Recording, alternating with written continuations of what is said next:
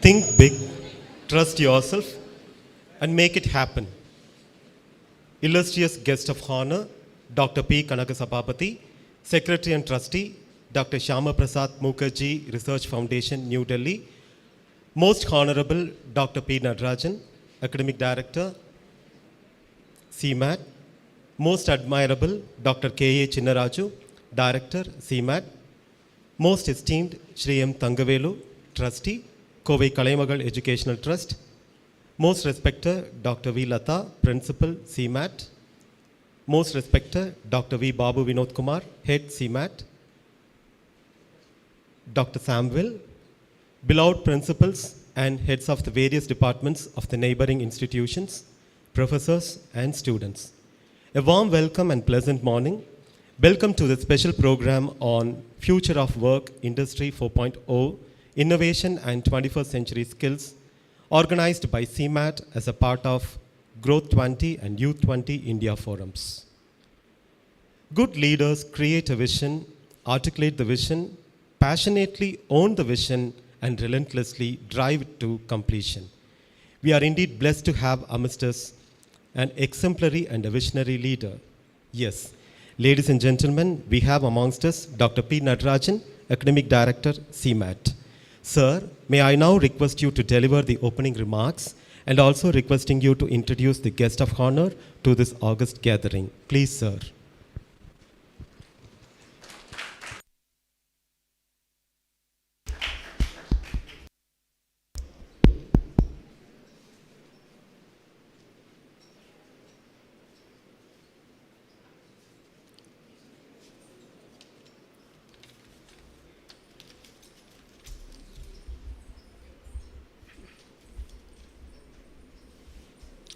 Very good morning to everybody. Respected and distinguished Professor and our very dear friend, Professor Dr. Kanagasapabadhi sir. Dear Professor Samuel sir, my very dear colleagues, my sweet student friends, guests, and very dear members of Kovai Kalaimagal family. A hearty welcome to every one of you for your gracious presence this morning. On behalf of Kovai Kalaimagal family, and on my own behalf, I extend a very warm welcome to Professor Dr. Kanagasapabadhi sir for his gracious presence this morning. How happy we are to have you with us, sir.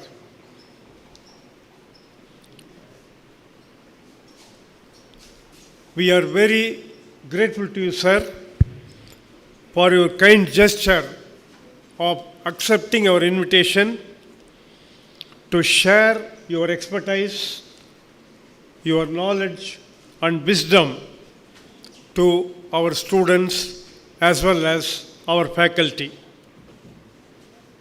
On the topic, it's a very timely topic of the need of the hour, future of work, industry 4.0, innovation and 20th century skills. Professor PKS, Dr. Kanagasapabadhi sir is popularly known as PKS. Professor PKS is a well-wisher of Kovai Kalaimagal institutions right from its inception. He is known for his simplicity and humility. It is my great pleasure and joy to introduce Professor PKS to the audience. A very brief introduction. Professor P. Kanagasapabadhi sir, also known as Professor PKS, is a cultural economist with expertise in native economics from an Indian background. His work has been widely published and used as reference material in eminent institutions like IIM and worldwide. He has led many studies across India and brought to life the ancient economic thought that put India on top of the world several centuries ago. His book, Prosperous India, which is available in our libraries, brings to the fore the native aspects of Indian culture and economics. A wonderful book. I suggest all the students should read that book, Prosperous India.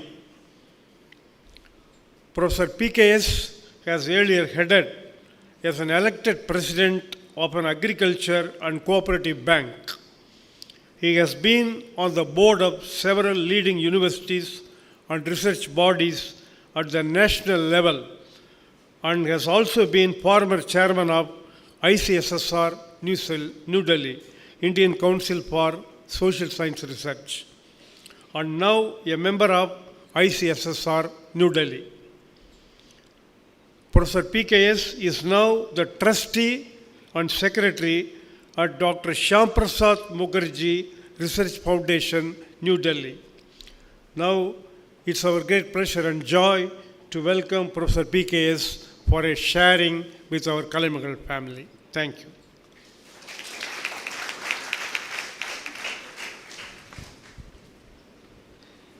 Thank you, sir. It's time to honor our illustrious guest. Sir, we are humbled and honored to have you grace us with your valuable presence today.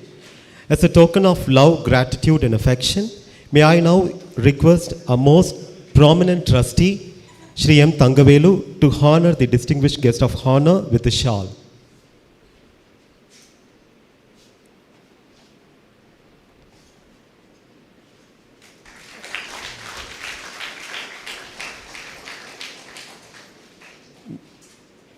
May I request our trustee? Thank you. May I now request Dr. Samuel to adorn the dais? Samuel, sir.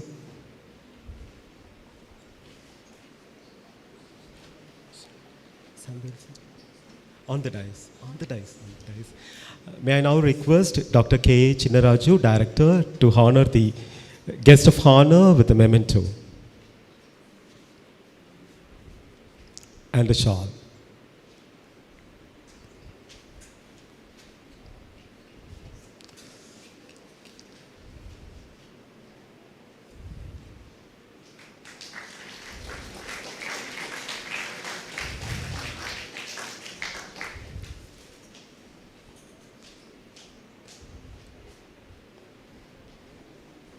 Thank you, dignitaries. Anyone, anywhere can make difference, but only great leaders can make positive and unusual difference. We are very happy and proud to invite the distinguished guest of honor, Dr. P.KANAGASAPABATHI, Secretary and Trustee, Dr. Shyamprasad Mukherjee Research Foundation, New Delhi, to address the gathering. Please, sir.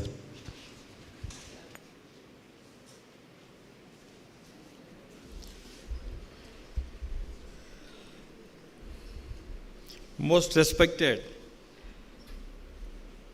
Academic Director of Kalaimagal Institutions, Dr. Professor Natarajan sir, very dear Professor Sinnaraj sir, Director of the Institute, Sri Thangavelu Anna, Dr. Lata, Principals, Professors, young faculty members, and my dear students. You know, it's a very important occasion that India has completed G20 in a very, very successful manner. It's a very proud moment for India, and as a result, the entire world is celebrating this event, even though unfortunately we don't discuss much about it. Even the newspapers that were for a long time against India are praising India now for the way in which G20 has been very successfully completed. All along during the previous G20 meetings, there were no consensus with regard to certain issues. This is the first time in the history of G20 that there was unanimous decision with regard to the decisions taken, resolutions passed. Moreover, Africa is a very important part of the entire world. Once it was a very rich region also. Unfortunately, it was colonized and as a result it became poor. So a very large section was outside the G20 group. And Prime Minister Modi saw to it that the entire African Union was included in G20. The African Union President openly said, we thought our case would be taken up for membership during this meeting, but we were surprised to know on the very first day itself there was an announcement that the African Union would be part of G20. He said, I wanted to cry. So this is what he said. So as a result today, the respect for India at the global level is at the peak. So the Shyama Prasad Mukherjee Research Foundation is the secretariat for Y20, Youth 20 events. Under G20, there are several groups. For example, labor, L20, civil society, C20. Like this, there are different groups.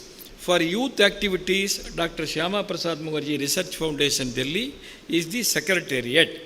So during the last 10 months, we have been organizing programs across the country. Even though officially we have given the G20 presidency to Brazil, till November 30th, India is officially the leader, the president of G20. As a result, we are organizing programs across the country. And again, this is very important. In all other countries earlier, G20 meetings used to happen only at the capital. For example, earlier, Indonesia was the G20 president.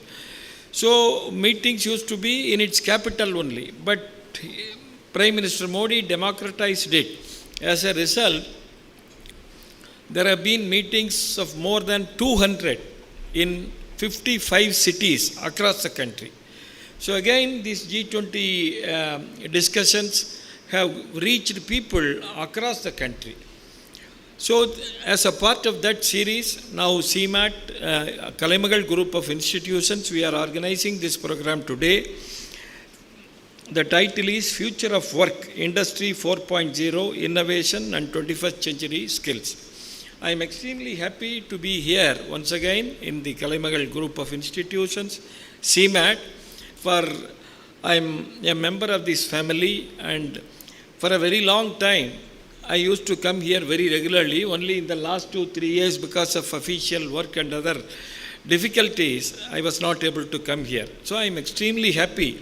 This is a family run by senior professors Natarajan sir, Chinnaraj, and in many ways, they are mentors to me when I was a PhD student in those days.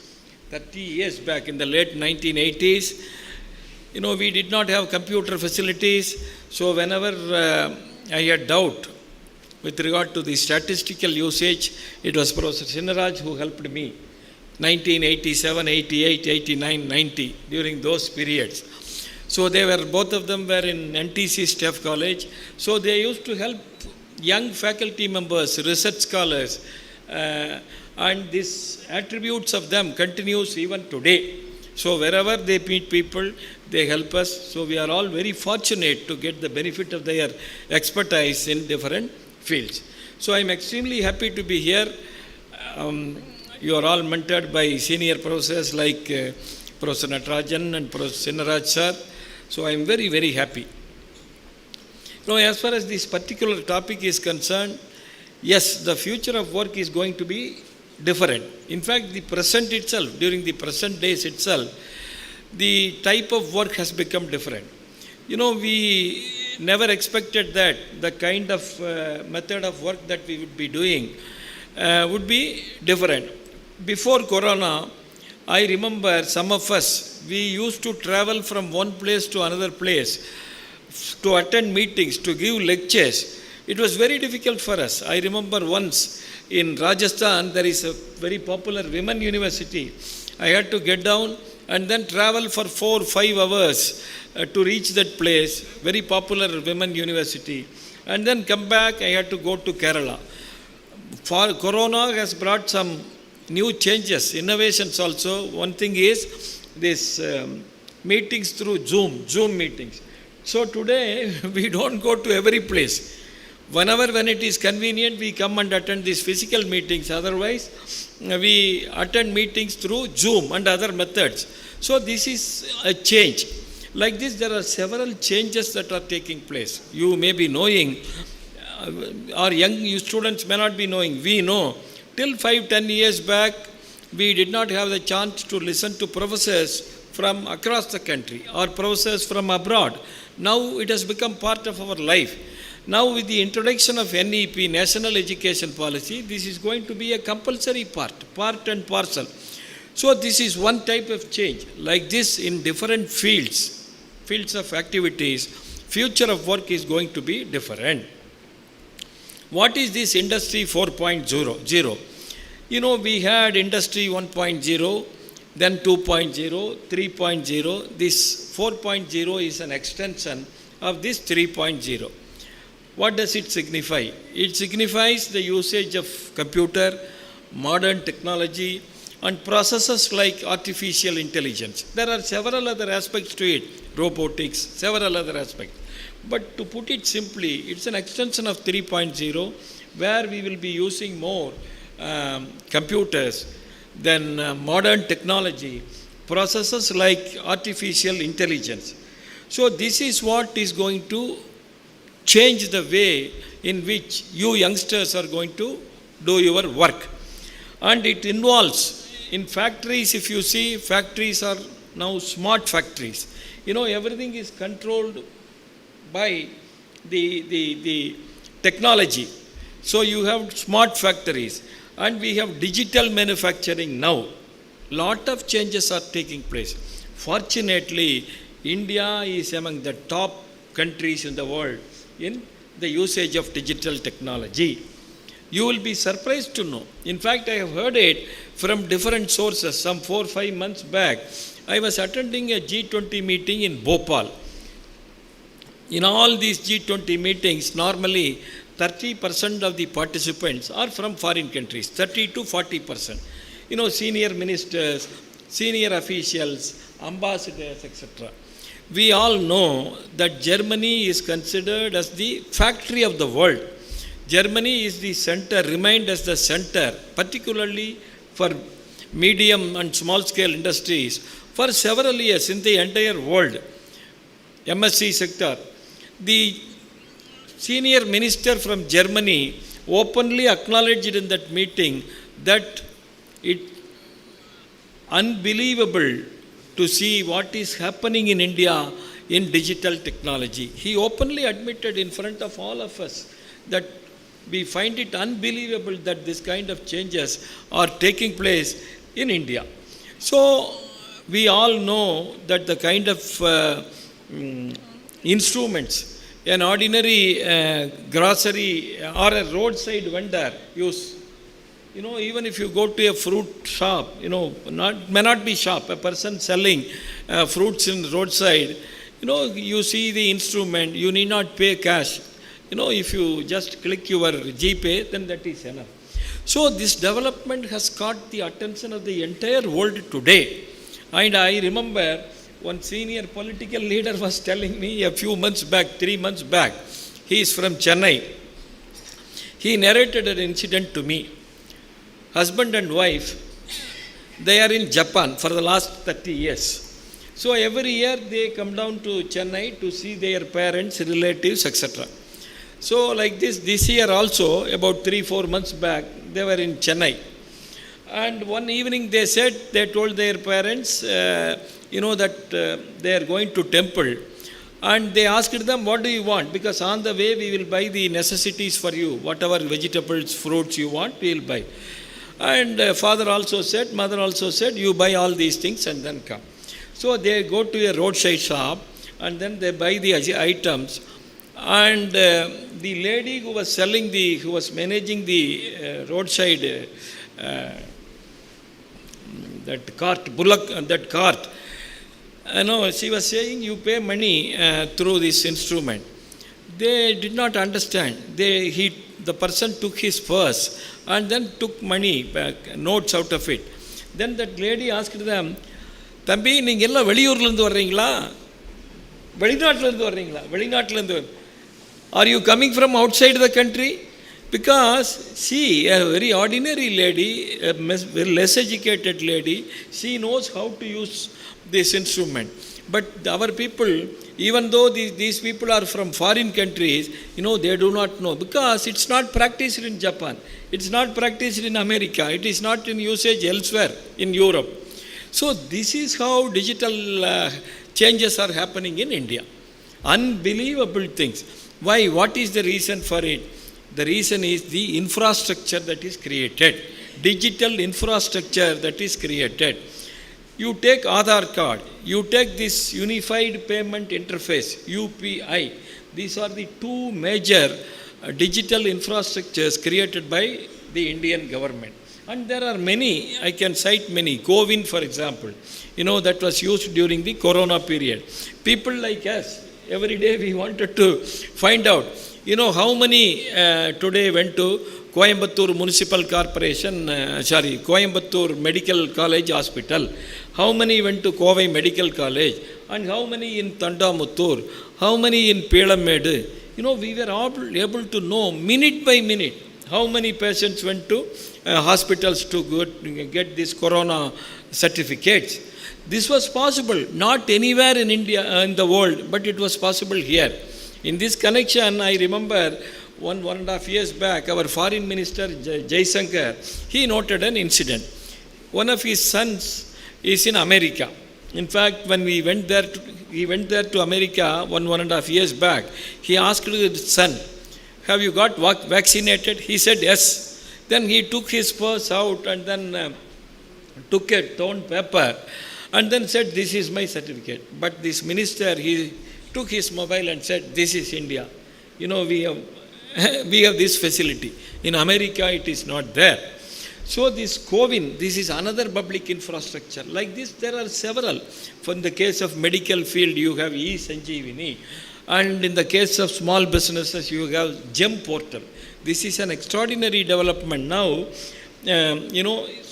small MSME sector is allowed to buy and sell to and from government public sector undertakings. Either you can buy from them or you can sell to them. It's, in fact, a certain portion, I think 20% of transactions are reserved for this MSME sector.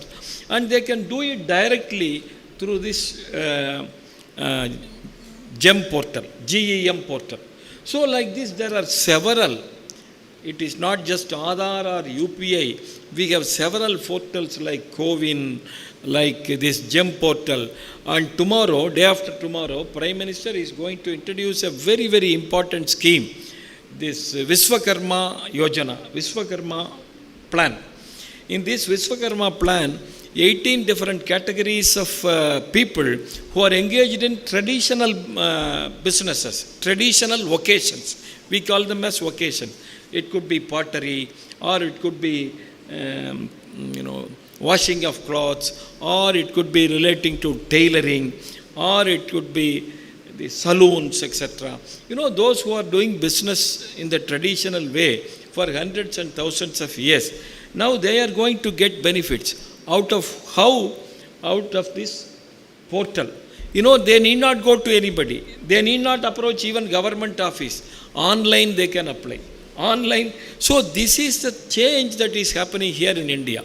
So as a result, we have become the leaders in digital technology. And all this is possible because all this digital infrastructure is public infrastructure. Unlike in the case of foreign countries, it is not private. You need not pay charge. You can use it on your own. For example, when you want to enter into a transaction through this GEM, no small factory owner need to pay money to anybody. need not pay money to anybody because it is available free of cost. And this is the most important thing that has happened in India or throughout the world in the last 5 years. No other country has such facility. So as a result, what is happening now? We all know that increase of this digital transactions. If I remember right, in 2022-23, more than 13,000 crores worth of items were sold through this digital transfer. Small people, small businesses. This is how they have been doing, and this is certainly going to increase in future years. Then second important factor, benefit to the government, benefit to the public, is that direct benefit transfer. You know, people need not go to government offices, pay money to them, or wait for days together in government offices. Money reaches people directly. This is happening. Now under the central government, almost 313 schemes, if I remember correct, under 313 schemes, money is not given through government offices, but given through this direct benefit transfer scheme, DPT scheme, direct benefit transfer scheme. They click a button in Delhi or they click a button in the city where their office is situated, money reaches the bank account of all the people. So far, till August, 30.83 crore lakh transactions have taken place. Can you believe it?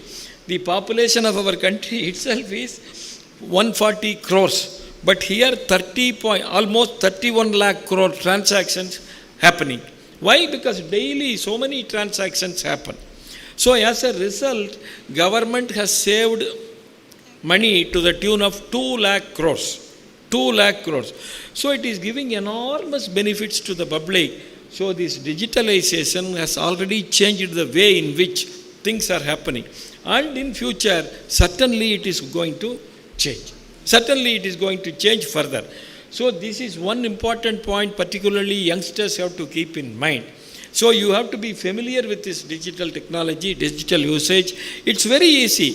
When an ordinary lady who is selling fruits can use it, why don't we? Certainly we can use it. And this is so much user friendly.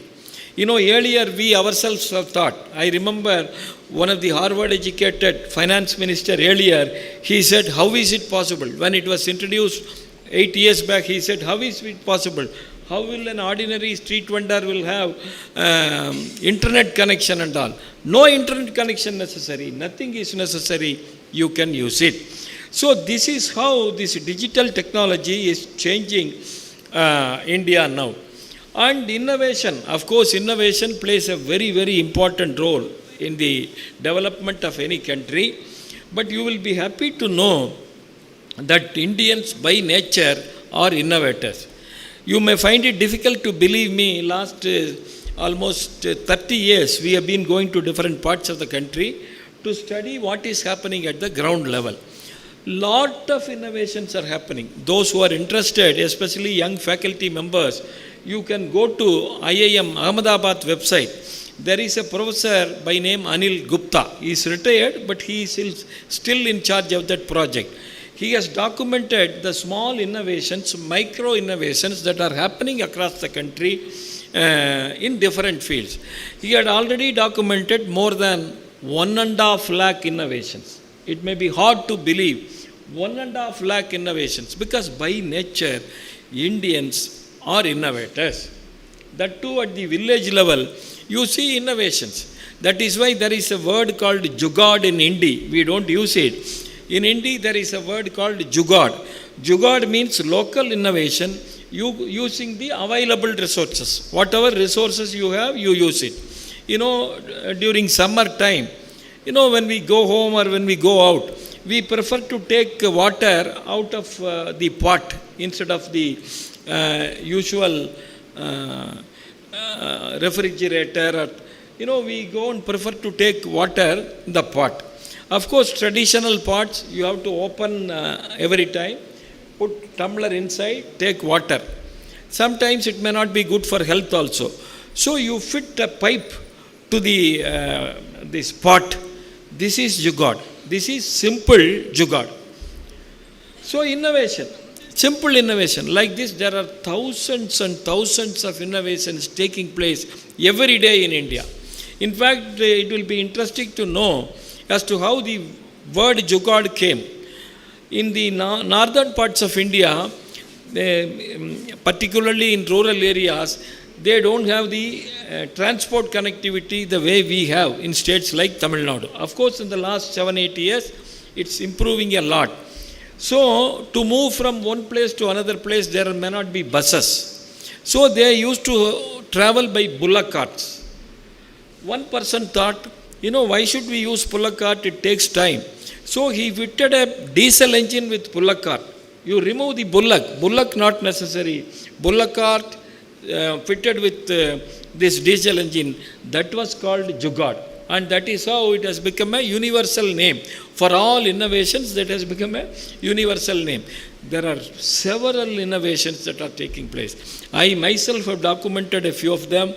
In Tirupur, when we were studying some 20 years back, there is a person by name Sundaram. Now he has factory in Coimbatore only. Sundaram at that time was about 28, 29 years old. There is a machine that is used in all hosiery centers, textile centers, that is called compacting machine. Compacting machine is used to remove shrinkages. So once a banyan is made, it has to go to the market without shrinkages. So it has to go through this compacting machine. In those days, till 15, 20 years back, all the machines were supplied by one American company. He was the sole manufacturer, sole supplier throughout the world. But this youngster, from young days, he had a mechanical mind. So he saw this machine 2-3 times. Every year in Tirupur, you have this textile machinery exhibition, international exhibition, where people from all across the world come and attend. Because this is a very important hosiery export center. 40% of India's hosiery exports take place in Tirupur. So this youngster, he developed a machine. He developed a machine for himself. Next year, he put up his machine in the exhibition. When the Americans, people from Italy and Switzerland, which were the manufacturers, contenders, they came and saw his machine, they were surprised. Much improved version. What was the cost? 1/3 of the cost. At that time, the cost of the American machine was 1 crore 20 lakhs, 120 lakhs. But this gentleman priced his machine at 30 lakhs, 35 lakhs. So Americans were surprised. They went to him, called him, they talked to him. They said, "You are making such a fine machine. Can you sell it to us? We are ready to give good royalty to you." He said, no, I don't want to, I want to make myself. Then they asked him, what is your brand name? He did not understand the importance of brand name.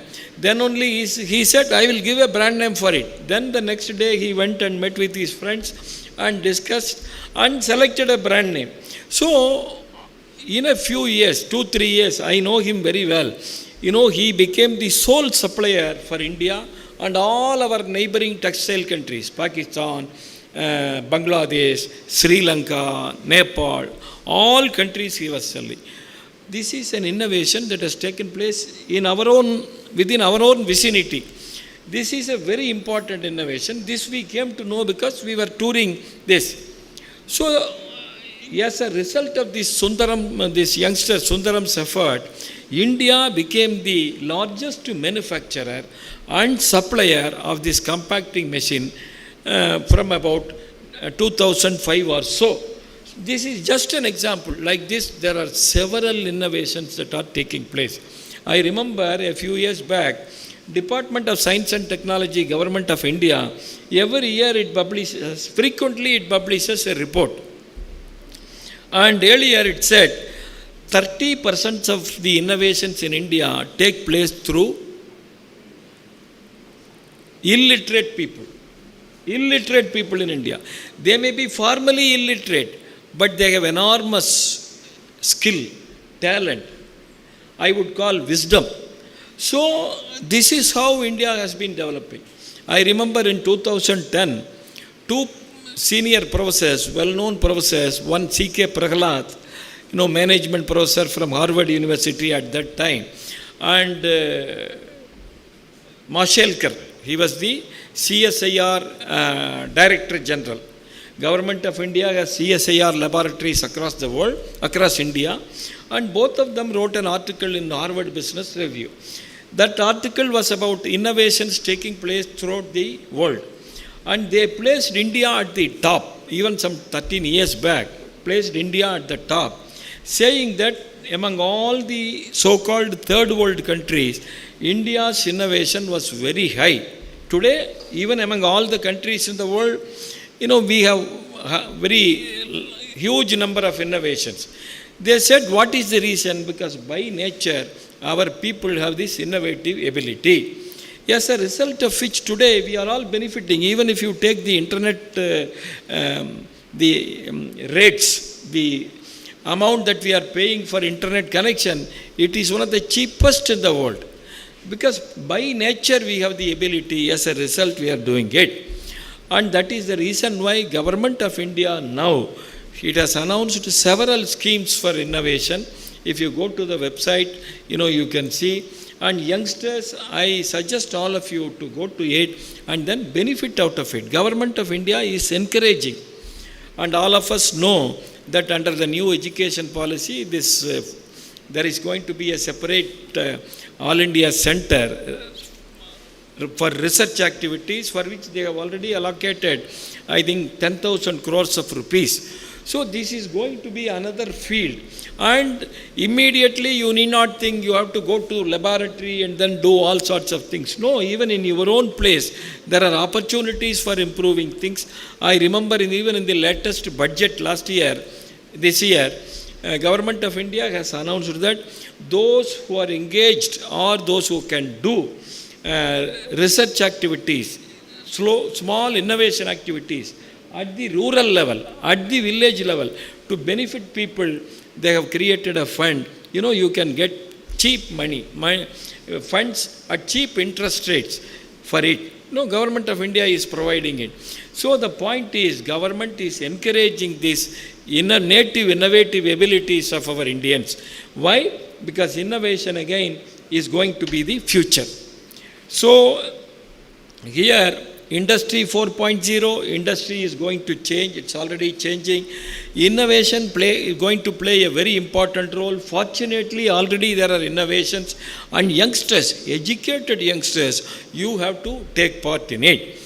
And as far as the 21st century skills are concerned, what are the skills? Of course, they have listed 3 categories of skills. First one is, basically all of us should have this fundamental literacy and numeracy skill. We should know how to read and write, speak in our native language, in English also, because it is the connecting language. So this is very, very important for us. And unfortunately, you may know this kind of present kind of education. Even after graduation level, our people are not able to either read or write fluently in their own mother tongue and even in English also, many. This should change. We have to have basic knowledge of speaking, writing in our own languages. Whether it is mother tongue, besides mother tongue, the connecting language also. This is one skill which is very important. So from the college level, if not at the school level, at least you have to develop this. You have to develop the ability to communicate, speaking, writing also. This is very important. Second level is we have to develop this competitiveness. In competitiveness, one important thing the world expects today is, as I said earlier, creativity. When the entire world is doing work in one way, how you can be different? Small efforts, little away from the traditional route, it will help us. Then the third important skill that they mention is the character. By nature we have this character, but we have to develop this also: leadership, adaptability, and social cultural awareness. These are all very important. So these three broad categories of skills are necessary for future, even for the present. This you have to acquire. Youngsters, if you don't have, you have to acquire it. If you become masters, then that will be very fine. You can achieve success very easily. So as far as the 21st century skills are concerned, it is important that you have to develop this. And if you can do this, then future is certainly going to be yours. We have to understand one basic thing. India is not just another country. She is a civilization, ancient civilization, perhaps the longest living civilization in the whole world. Longest living civilization. So for thousands of years, we remained as the leaders, pioneers, whether it was in education or industry or agriculture or diverse activities. This I am not saying because we all belong to India, but it is the history of India. It is the history of India. India was the first nation that established university 2,700 years back. India was the first country that wrote a book on medicine and surgery 2,600 years back. India was the first country that wrote a book on economics and politics 2,300 years back. No other country had done it, and we have done it. And as a result, we remained as a very prosperous nation continuously till the beginning of the 19th century. Now there is a discussion going on, particularly in states like Tamil Nadu, that says that we did not have education earlier. It is not true. Of course, in the last 150, 200 years, we faced difficulties. But traditionally, we were very, very important nation in terms of education. Even the British records say, in 19th century, Britishers undertook surveys across the country. In Madras Presidency, it was taken between 1822 and 1825. At that time, one Thomas Munro was the Governor General of Tamil Nadu, Madras Presidency. By Madras Presidency, we mean in those days the present-day Karnataka, Kerala, Andhra Pradesh, Telangana, part of Orissa, big region. So, Thomas Munro, he asked the district collectors to find out how many schools were there, how many higher educational institutions were there, and what are the subjects being taught in schools and colleges, and even to which communities they belong. All these details were collected, and now they are available. One Gandhian by name Tharampal, he collected everything and he has published a book by name Beautiful Tree. It is available in that book that British records show that every village had at least one school. In fact, Thomas Munro, Governor General himself noted that every village in Madras Presidency had one school, minimum. This was the level. He also stated that for every 500 to 1,000 students, there were schools. So we were pioneers in education, as a result of which, we were very prosperous economy also. I always quote this Angus Madison data, the group of rich countries, they are called OECD, Organization for Economic Cooperation and Development. They wanted to know which were the countries that were very prosperous some 2000 years back. And in the last 2000 years of history, which countries fared well and which countries went downwards. Because for them, 2000 years, 2 millennia is the maximum period. So they constituted a group of economic historians under one Angus Madison, European economist. He is no longer there. He died about 4 or 5 years back. So they constituted a group, and that group went to different parts of the world, collected details of different countries, and after 16 years of hard work, they published their first report. It was called World Economic History, a Millennial Perspective. It was published in 2001. The report said that now 2023, before 2023, during the beginning of this common era, if we take the entire GDP of the world as 100 for the sake of convenience, India was contributing 32.9%. Almost 1/3 India was contributing. China was contributing 26.2%. So while the rest of the countries in the world was contributing 2/3, India alone as a single nation was contributing 1/3. The entire Asia was contributing 76%. The Western countries' share was only 24%. And the dominance of India and China continued for almost for 1800 years. Till 1830, we were the number one country in the world. Sometimes one or two times China went ahead of it, but most of the time we were the most richest country in the world. Why we remained as the richest country? Because industry was faring well here, innovations were taking place here, education was here. So this is the reason. You know, nowadays we all talk about business organizations, corporate form of organization. In fact, corporate form of organization was in India 2,400 years back. It was, in those days it was called Srini, S-R-E-N-I. There were partnership organizations. It was mentioned in Rig Veda, Mahabharata. So Indians were pioneers in businesses, pioneer in industry. In Arthasastra, Kautilya Saksasastra, Kautilya classified the industrial sector in the earlier days of Bharat, India, into 23 different categories. For metallurgy, there was a different ministry. There was an in charge, minister. For textiles, there was a separate minister. For import-export, there was a minister. For salt, because in those days salt was considered as an industry, there was a minister. So like this, they classified the industrial sector in India into 23 categories.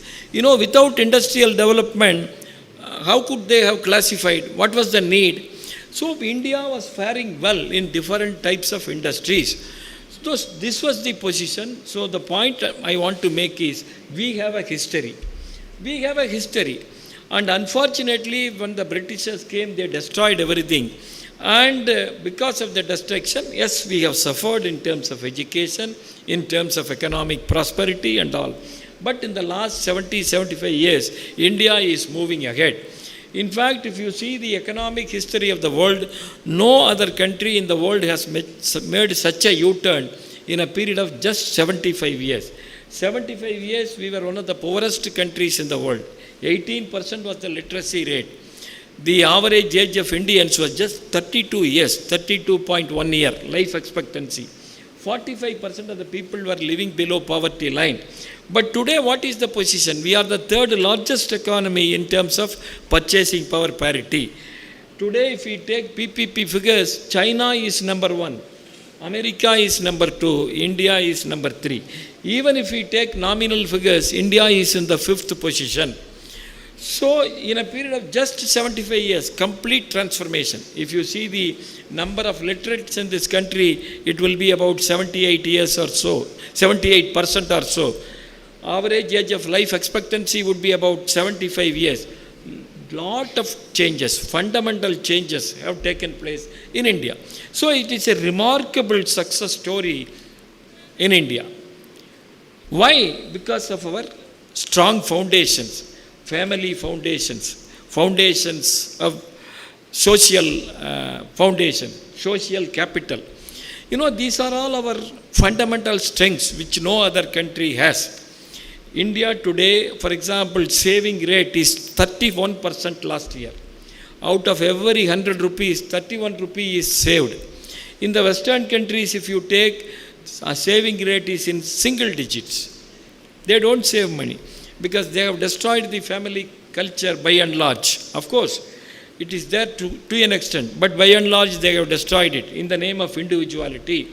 But here, in spite of all difficulties, all problems, we all have difficulties, we all have problems, but in spite of it, you know, we save 31% of GDP as saving. This is only official saving. Of course, there are savings which come outside. The amount of money that our mothers and sisters invest money in gold, you know, we don't know. Government of India does not know how much money is invested. So if we take all that thing, official saving rate itself will be very, very high. Why I am saying this? Because, you know, it is our tendency to save as much money as possible.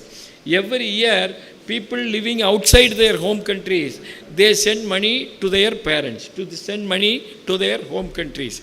You know, Chinese, many of them are living outside China. Mexicans, many of them live outside. Indians live outside, like this different countries.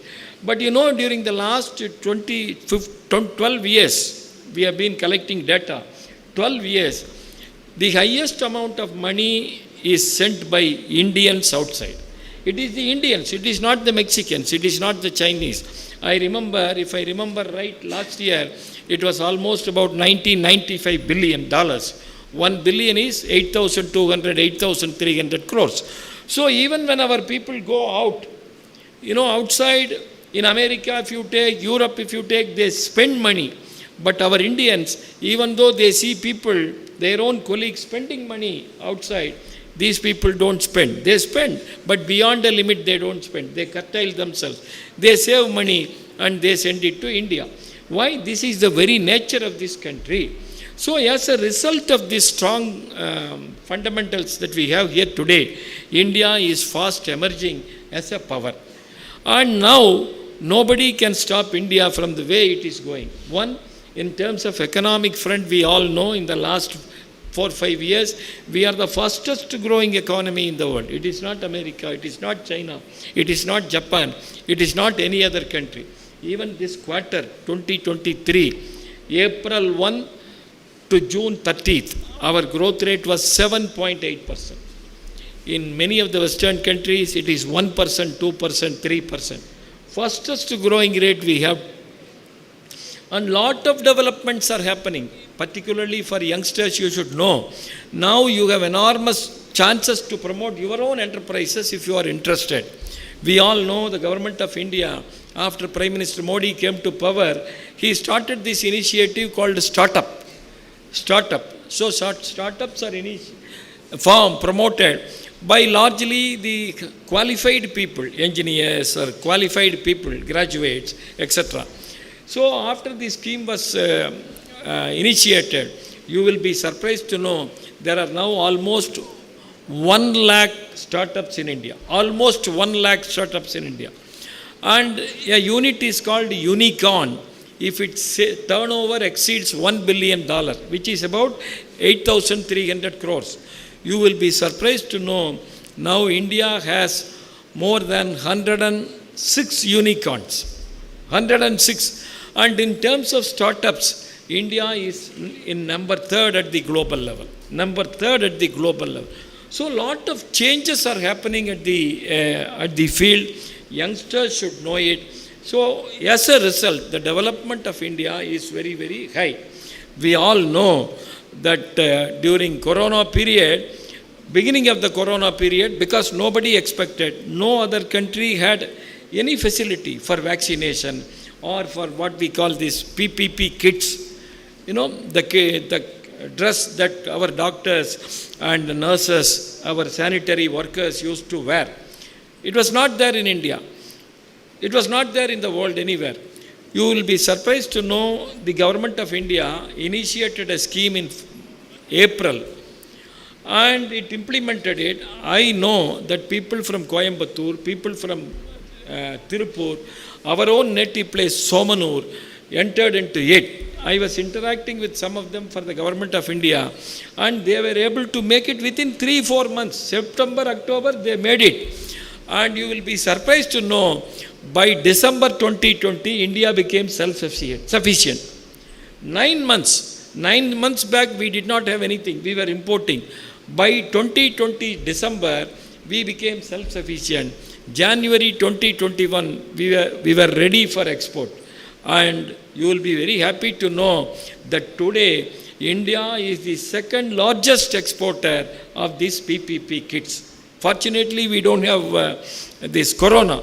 But for all other medical emergencies, you know, the people use this. And we are the second largest exporter. How did this happen? Because by nature, Indians have enormous entrepreneurial wisdom. Only thing is government of India is kindling it. That is what has been missing during the earlier period. For 60-65 years, we never understood the potential of Indians. Fortunately now, the potential of Indians are being understood. As a result, steps are being taken. So the point I want to make to our young faculty members and students sitting here is that India is emerging as a very powerful nation. Nobody can stop India now. And now, with the success of G20 program, without India, no important decision at the international level can be taken, whether it is political, economical, or it could be related to anything. So India occupies the central place at the global stage now. So this is a very important opportunity for India. Certainly very many companies are going to come and invest money here. As a result, we will be getting opportunities. And Government of India is very particular that Indians should engage themselves in different kinds of activities, particularly youth and women. They should lead the development. That is the vision of our Prime Minister. That is why everywhere importance is given to the youth and young women. So my appeal to all of you through this Y20 forum is this, that you take advantage of this. You know, this is the best moment for all of you youngsters. In our days, such a kind of facility was not available, but it is available to you. And now everybody accepts that 21st century belongs to India. So 21st century is going to be India's century, and you are going to be the first generation, young generation, going to get benefit out of it. So my appeal, wherever I go in different parts of the country, I tell youngsters that whatever field you are interested in, you go to the website, you see what are the opportunities available, you see what are the schemes available, and you concentrate in this field, that particular field for 2-3 years. Once you come to know about it, then you can enter into it. Of course, you need to get the basic details of everything, and once you get to know, then you can enter into it. Whether it is education or whether it is entrepreneurship, there are enormous opportunities available for you. So my appeal to you is, you please study the background in the field in which you are interested in and take advantage of it. Because now, since this is India's century, it is going to emerge. And there is acceptance at the global level that India could be the leader. Because throughout our history, we never dominated any country. Our closest competitor is China. But China is already disregarded by large part of the world because they have their own vested interests. So they do not want China to take over as the leader. But India's case is different. Even America is accepting this. You may be surprised to know America, for the first time, its President Biden openly announced in Delhi that we want India to be a permanent member of United Nations Security Council. So far, he has not made that statement. Of course, French President was in favor, others were in favor except China. But for the first time, American President himself is saying. So India is being accepted as a leader. This is an opportunity for the young generation. So the way you are going to lead your life is going to be important, not just your family, but for the society, for the college in which you have studied, for the country as a whole. The way you are going to lead your life, it's going to be very important for all of us. You are going to be the messengers of this greatest civilization on earth, namely Bharat. So I wish all of you to make use of this opportunity and benefit. You have to grow personally, economically, personally you have to grow. In the process, you have to make the society, you have to make the nation also to grow. You have to participate in the growth of this nation. I wish you all the very best. Thank you to the organizing committee.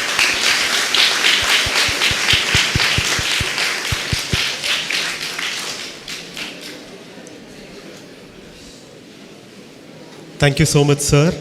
Thank you for throwing such a distinctive insight on digital technology and its imperative role towards the growth of our country. Sir, you have showered the air of knowledge by sharing the successful facts behind India's development. After listening your inspiring and sparkling speech, Juhat will definitely be achieved by many young minds of our institution by inculcating the 21st century skills. Thank you, sir, for your incredible inspiration. Can we have a big round of applause for sir?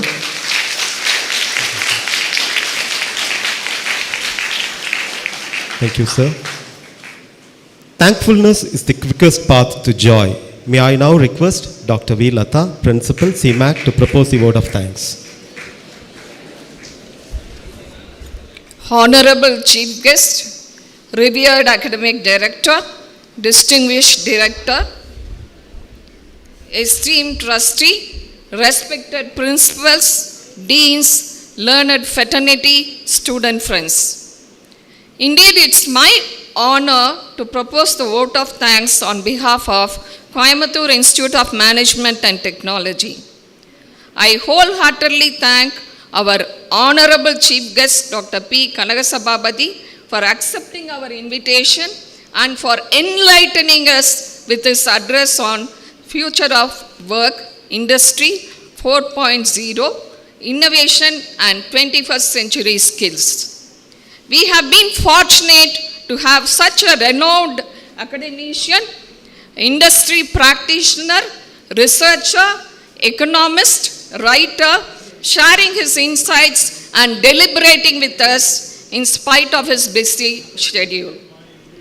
Sir, your address on how the work is different today in India, especially due to digital infrastructure, digital transfer, though Germany being the pioneer of Industry 4.0, Industrial Revolution, is still behind us as far as digital transfer is concerned. Innovations in India have been a root cause for the great success in our country, especially the local innovations which are being endorsed today because of the efforts of our leaders. And the third agenda, creative skills. Of course, the basic, competitive and character skills are very important for anybody to be successful. And sir, we are also inspired by your speech on India's civilization, education, economy, especially India being the largest emerging economy in the world with 31% of its GDP in savings and so on. And of course, the 1.5 lakh startups which India has in stock. Once again, we thank you, sir. I place on record my hearty gratitude to our esteemed academic director, Dr. P. Natarajan, distinguished director, Dr. K. Sinaraju, revered trustee, Sri M. Thangavelu, for arranging this special lecture, which is the need of the hour. My sincere thanks to all the respected principals, deans, learned faculty, my good friend Dr. Sam Vale, for honoring our invitations with your presence here. I extend my thanks to all the young students for making this event happen. I take this occasion to thank my head of the department, faculty team of CIMAT for organizing this event. Thank you.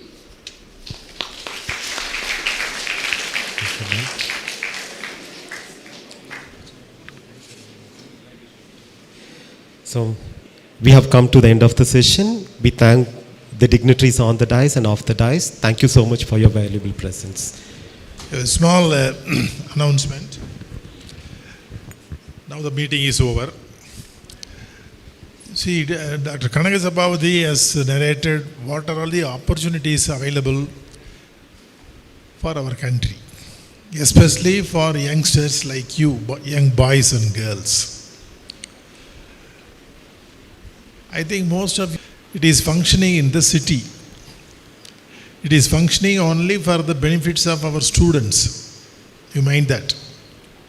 In this technology business incubator and followed by that accelerator program, we encourage young students to come out with innovative projects. So you one or two students, even one student, no problem. 2-3 students can join together. If you have any bright idea to start up an enterprise, you can approach us. Whether it is arts and science stream or MBA stream or engineering stream, whatever it may be. If you have a bright idea, you can meet us. We will help you to shape up that project and give money also to start this. Most of the students may not be knowing that this facility is available in our college. Now the websites, what Kanagasapabadhi told, are two important websites. You go through and then you can find out some projects in that. But recently, a month back, again, DST has come to help us because we are very successful technology business incubator. There are about 35 projects we have received. We have helped them. 22 of them are very successful projects. They are matured. So another projects they have given to have a startups. Money is not a problem. Money is available everywhere. But idea what we want. So this opportunity you can use that. A group of students can join together, come out with a good idea and meet us. And our incubator can come and help you. Not now, even after 1 year, 2 years. Even if you leave our college, if you have a good idea to start, you can approach us. Or if your friends are there elsewhere, you can tell them they can start up. There are about 15 projects being done by students. Not from one is not from our college, our group of institutions. They are from other institutions, and 2 or 3 projects are very, very successful projects. They are matured. Please think it over. Getting a placement is, of course, it is a priority. You may aim to get a good placement. That is a priority. For that also, our incubator helping us. Now, some other companies have approached our incubator. We are consolidating their request, and we will shortly come to you, especially for engineering college. 3rd year students, we will come to you. And those who are interested in that type of projects, we will find out what is the competence you have, and we will develop it, and then the company will come and take it over. So in that direction, you can work on it. First step is you have to go through 2 websites and related websites to identify the respective projects.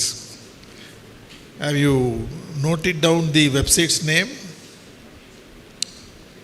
What are all the websites you will have to go through? You have any idea?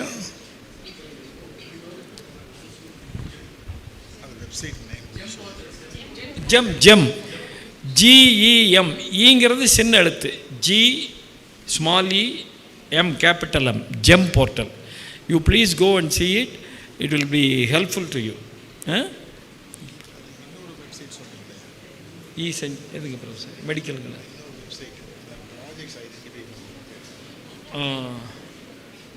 ப்ராஜெக்ட்டுங்களா professor ஐயே ஆமாம் அதுக்கு பேர் honey B அந்த website பேர் HONEY honey தேன் கோடு HONEY BEE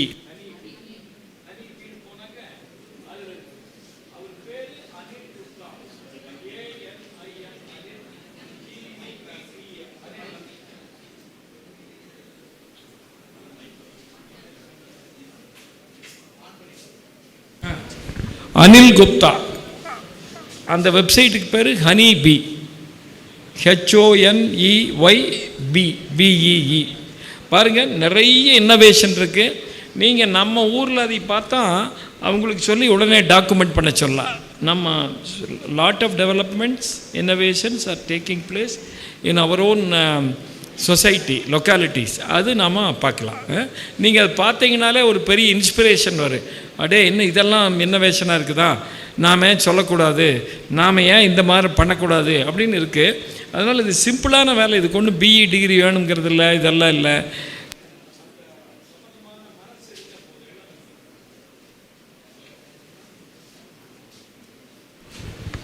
அந்த மாதிரி ஏதாவது ஒரு project, 1 or 2 project if you are able to identify, come to us, get a time and discuss, and then you can visit our city office.